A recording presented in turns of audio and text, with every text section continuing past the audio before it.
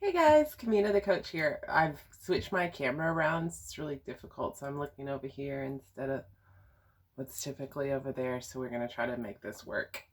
Okay, so I feel really passionately about trying to help out people who are trying to be in relationships with adoptees, not just romantic, but if you are in reunion with an adoptee or you're a friend to an adoptee, you might find us a little complex, complicated, extra emotional, and possibly quite difficult to love at times.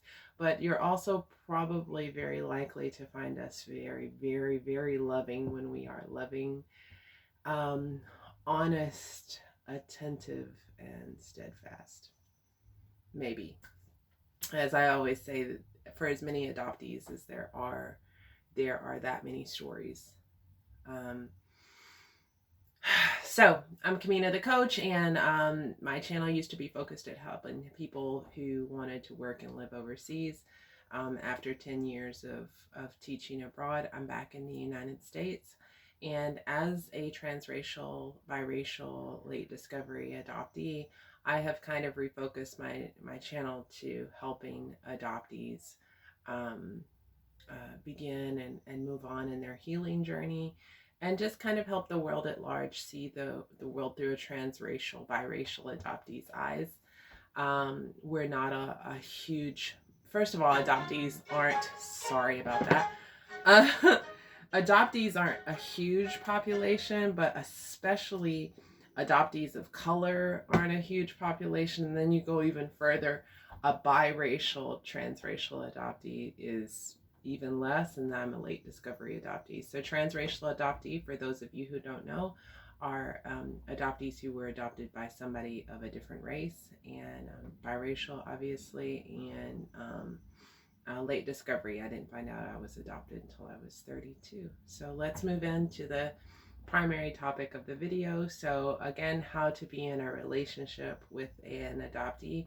So this is something that I just forgot to talk about in the last video, and it's okay because it's kind of its own video in and of itself. It's really, I think it's really important. I think it's important in all relationships, but it's really, really, really important in a relationship with an adoptee. And I know for me personally, I've let go best friends that I left a boyfriend to to continue our friendship. I quit talking to her because she lied to me. So so that's what we're going to talk about. We're going to talk about lying to an adoptee. So a pretty surefire way to ruin a relationship with an adoptee is to lie to them. What's even worse is if they are brave enough to confront you about the lie. What's worse is to gaslight them, or to pretend like it didn't happen, or to say you didn't lie. So what is the issue with adoptees and lies? Well, so here's the thing. Even adoptees who have known since they were very, very young have often been faced by, I don't know what a good word for it is. So adoptive parents often are not very comfortable talking about adoption with their child. When they talk about their child's origins, it's as if it makes them uncomfortable.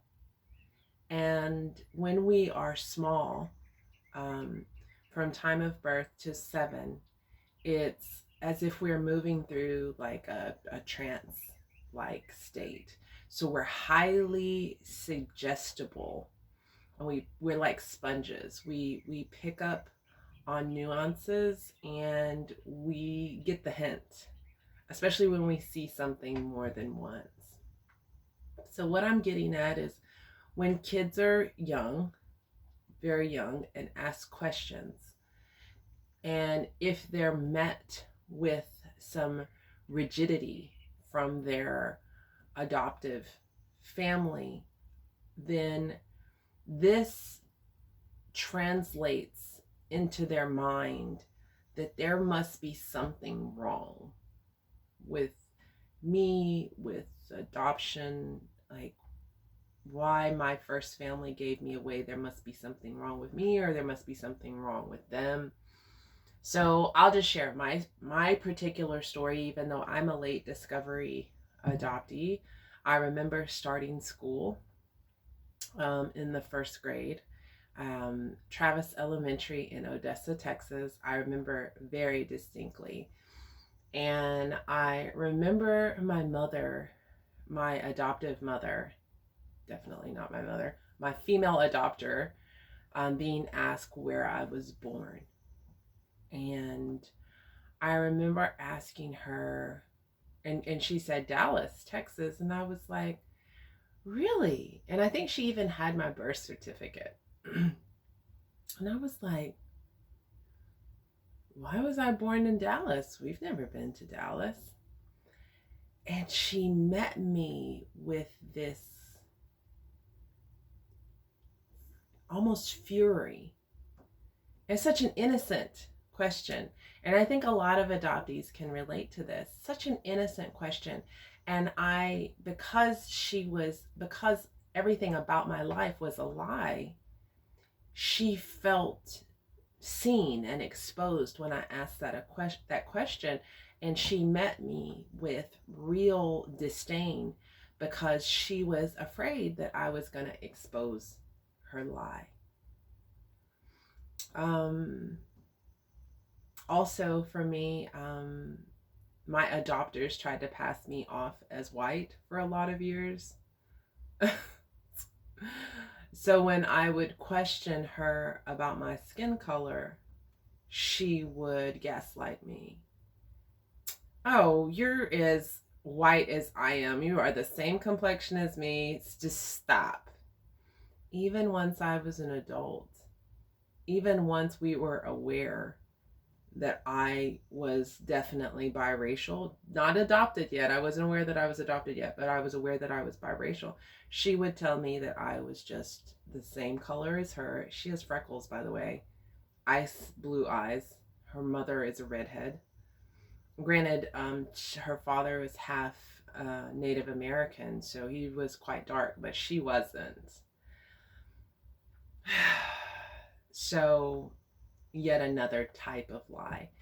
Also for adoptees, which you may not know, but all adoptees know this, our birth certificates are fake. And that's a big fat lie. And even if we're able to find our story and find out where we came from, very few of us live in places where we can get access to our records. So our lives essentially are a big fat lie. That is a lot of internalized frustration and anger towards lies and lying, because our whole being, our whole existence has kind of been revolving around a lie. Can I just tell you how frustrating it is to be a Black woman, an African American woman, and to have a birth certificate that has a white mother and a white father on it? Because last time I checked, a white mother and a white father equal a white child, and I am most definitely not that. So, lies are a huge kryptonite in a relationship with an adoptee. So what can you do if you have lied? So first of all, if you haven't lied to your adoptee yet, don't lie to them. We don't like it. You're not likely to recover very well if you lie to an adoptee. You're just not. So just don't do it. If you haven't done it, don't do it. I'm telling you. And where most of us are highly empathic, we see you. And the truth is, what happens in the dark comes to the light anyways. So when it comes out, especially if it's further on down the line, it's going to be even worse. So just don't lie. Save yourself the trouble. We would rather the harsh, ugly, raw truth than a dressed up lie any day. I can't speak for everyone, but that's definitely for me. So what happens once you've lied to an adoptee? I love my partner. He's amazing. He lied to me about something really small and really small, and it still ignited me like gasoline on a pile of leaves. That kind of fire in me. I didn't approach him with that anger, and the reason why I was brave enough to approach him is because I love him, and I want desperately for this relationship to work. So when I approached him with it, he attempted a little bit of gaslighting, not intentionally, but he was embarrassed. And it took quite a bit of talking, but and then he wanted to move on topics. I was like, I'm sorry, I don't feel like we had resolution here. He was like, well, I admitted it. I was like, yeah, you admitted it. And so what do you do when you've lied to your adoptee? I implore you to admit it, even if he or she doesn't know. The best thing you could possibly do for your adoptee is just admit it. Just come clean. I am so sorry I lied about XYZ. I am so sorry.